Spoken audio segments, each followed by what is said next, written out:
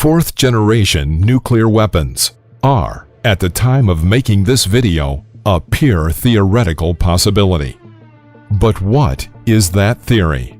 The idea is that such weapons would produce considerably less radioactive byproducts than current designs of nuclear weapons, but in turn, they would release a huge number of neutrons.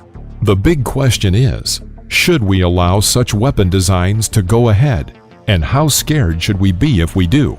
And how scared should we be if we don't? To best deduce answers to all these questions, we first need to understand what first, second, and third generation nuclear weapons are. But before that, here are two words you are going to hear a lot over the course of the next 10 minutes: fusion and fission. To better understand the nature of explosions, you need to understand those two words. Fusion is the process or result of joining two or more things together to form a single entity, while fission is defined as division or splitting into two or more parts. That makes fusion and fission very different processes, yet both are vital to the history of the bomb. With that in mind, let's explore the terrifying history of the first three generations of nuclear weapons. The first-gen nukes are called pure fission weapons because they are all about fission. PFWs are the simplest and least technically demanding of all nuclear weapons to design and build. Though they are the oldest design and the most simplistic, they are the only style to ever have been actively used in an act of war.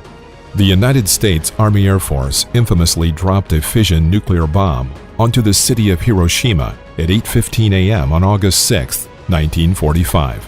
The effects were horrific and devastating. Most of the city was destroyed, and by the end of the year, an estimated 90 to 166,000 had perished as a result of the blast and its effects. It remains one of the most infamous events in the history of human war, and one of the few times a nuclear weapon has been actively used. But how do these bombs actually work? The process is known as nuclear fission, as we know from the second of those words that means some kind of splitting or division is involved.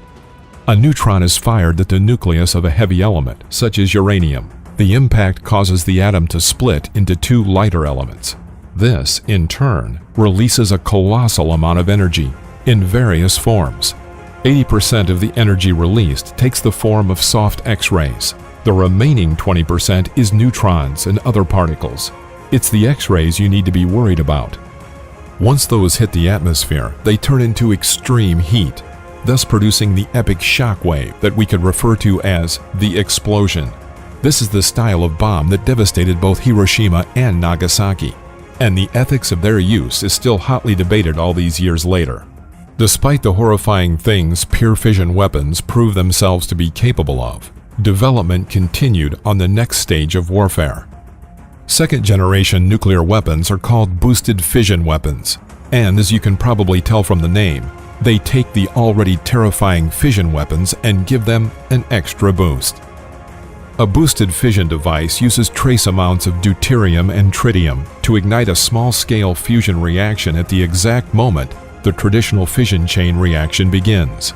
As such, the reaction is greatly enhanced. The primary benefit of using a boosted fission weapon over a pure fission weapon is that a boosted fission weapon produces a great many neutrons, far more than could normally be generated by a standard fission initiator.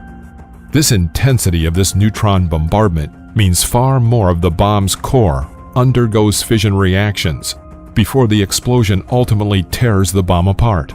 Because of this, a boosted fission weapon has a greatly increased yield compared to a pure fission weapon, sometimes even double. You would think this was enough for the warmongers of mankind, but no. They choose to dream even bigger. From here, they developed a third generation of nuclear weapons, otherwise known as thermonuclear weapons. They have also been referred to as hydrogen bombs or H-bombs, as they rely heavily on fusion reaction between deuterium and tritium, which are both isotopes of hydrogen. H-bombs work by using the energy of a fission bomb to compress and heat fusion fuel. This increases the rate and therefore yield of a fission reaction.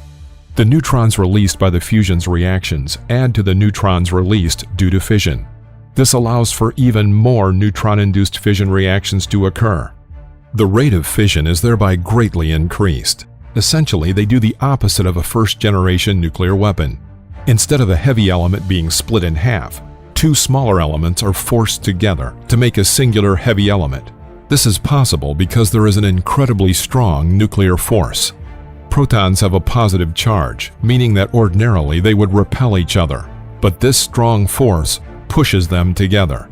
The uniqueness of thermonuclear bombs is that they operate in two separate stages. The first stage is identical to a second-generation bomb and is known as the primary.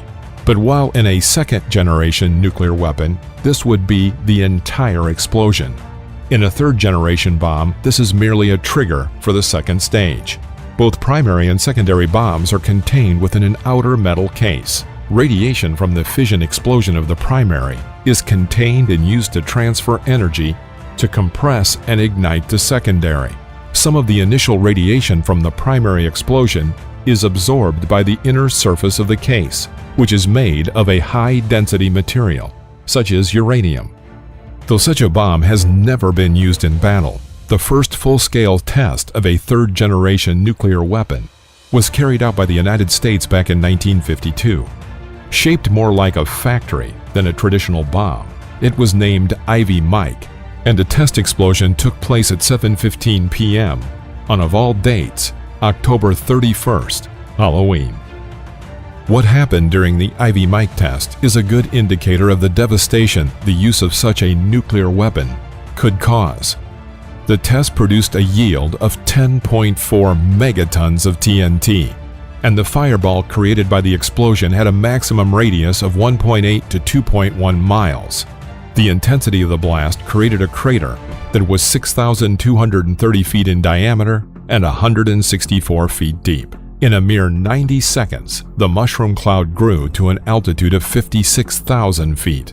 To give that some perspective, the tallest building in the world, the Burj Khalifa in Dubai, is only 2,717 feet. And the cloud didn't stop there. Within just one more minute, it had reached 108,000 feet, and it still kept going. It ultimately stabilized at a monstrous 135,000 feet. The blast also triggered water waves, some as high as 20 feet, and those, combined with the force of the blast, stripped the island on which the experiment was conducted clean of all vegetation. This was all just a test. This was nothing but a demonstration of what a third-generation nuclear weapon could do. Thankfully, one has never been used in actual warfare. Yet. But still, people dream and work towards the next stage of theoretical nuclear weaponry. And that brings us to the promise of the fourth generation. And what is that? In short, the fourth generation is the total antithesis of the first generation. Known as a pure fusion weapon, the fourth generation is a hypothetical hydrogen bomb that does not need a fission primary explosive to ignite the fusion of deuterium and tritium, like in the aforementioned thermonuclear weapons. For many years now, designers of such weapons have been researching whether it is possible to trigger the high pressure and temperature required to ignite a fusion reaction without using fission at all. The secondary stage of a thermonuclear bomb without the primary. The main reason weapon developers want to create such a device is that it would require no fissile material and would, therefore, be much easier to develop in secret than the standard thermonuclear weapons. But pure fusion weapons offer an interesting possibility beyond just the ability to make them in secret. They could generate arbitrarily small nuclear yields because no critical mass of fissile fuel needs to be assembled for detonation, as with a conventional fission primary. This would mean a significant decrease in collateral damage from fallout, because a fourth-generation nuclear weapon would not create the same radioactive byproducts associated with the other three generations. If fission can be removed from the nuclear weapons completely, we would have a weapon with the initial impact of a thermonuclear weapon, but without the horrifying radioactive fallout that traditionally follows. Such a nuclear weapon can be thought of, but can it be built? Following the Ivy Mike test, the U.S. spent 40 years and millions of dollars trying to produce a pure fusion weapon. Despite this, no significant advances were made. The key to the successful development of a pure fusion weapon is finding an alternative trigger. One avenue explored by researchers is antimatter. Such a device, in a weapons context, would have all of the desired properties of a pure fusion weapon. But there are significant technical barriers to both producing and containing the required quantities of antimatter. Though the theory holds up, the reality is well beyond present capabilities.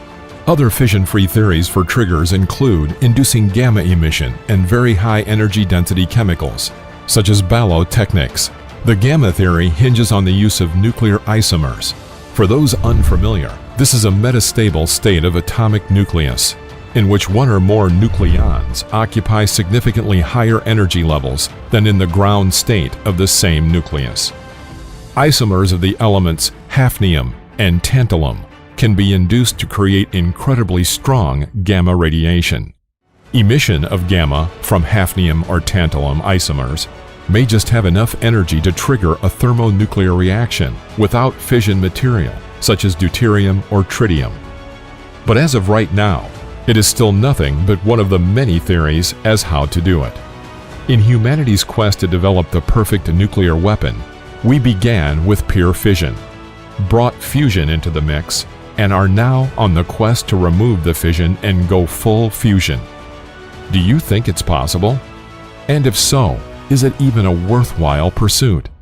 Let us know in the comment section below, and if you like the video, be sure to subscribe and turn on notifications so you'll be the first to know when a new video arrives. Thanks for watching, and we'll see you next time.